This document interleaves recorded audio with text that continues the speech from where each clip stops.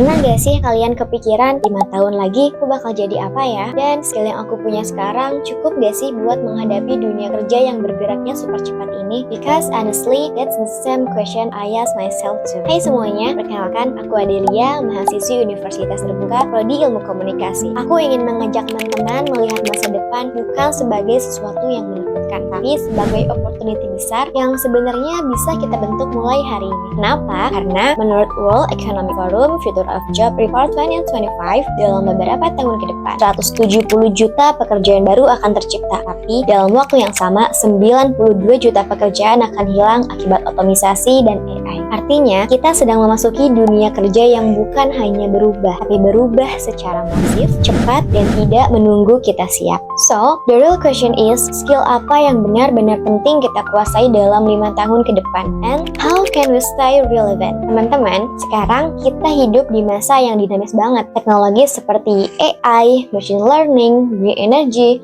cloud system, remote working, semuanya mengubah cara kerja manusia dalam skala global.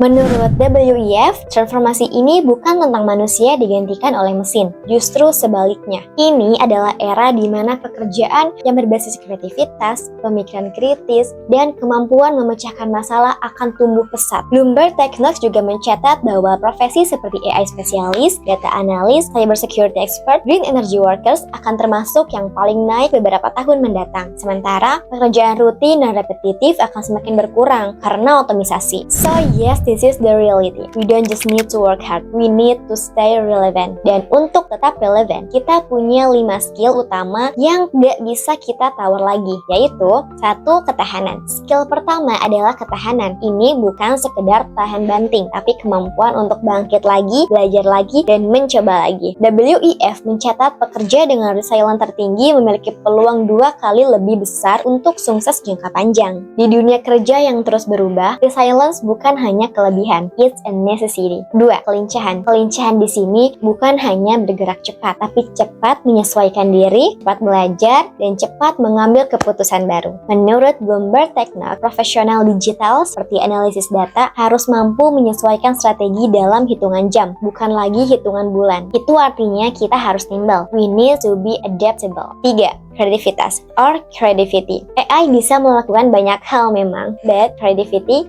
is still our human superpower. WEF menempatkan kreativitas sebagai top skill yang sulit digantikan. Mahasiswa komunikasi, bisnis, teknologi, semuanya butuh kreativitas untuk menciptakan solusi baru, dan inovasi lahir dari kreativitas. So, masa depan membutuhkan inovator. 4.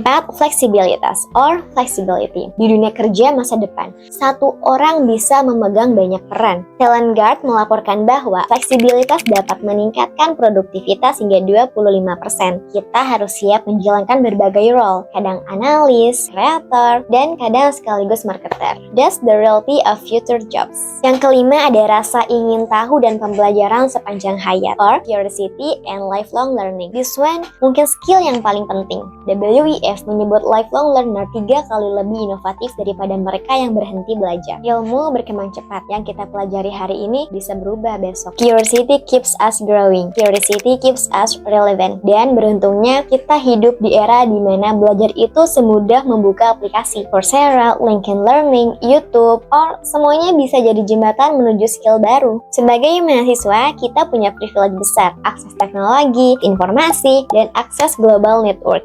Gilster 97 menyebut literasi digital sebagai kemampuan memahami dan memanfaatkan informasi digital dengan produktif. Dan Goal 2012 menambah bahwa komunitas digital adalah bentuk kolektif intelijen. Kita bisa belajar dari seluruh dunia. Kita bisa nonton podcast or webinar di YouTube, belajar AI di Coursera, buat konten edukatif di sosial media, dan bangun personal branding di LinkedIn. But remember, digital ethics matters. Digital footprint adalah CV masa depan kita. Dengan literasi digital, keterampilan yang terus berkembang, dan semangat belajar seumur hidup, aku percaya kita adalah generasi yang tidak hanya mengikuti perubahan, tetapi membentuknya. So now, mari kita mulai hari ini. Asah skill, manfaatkan teknologi, gunakan digital dengan etika, dan terus belajar. The future is not something we wait for. The future is something we create. Bye!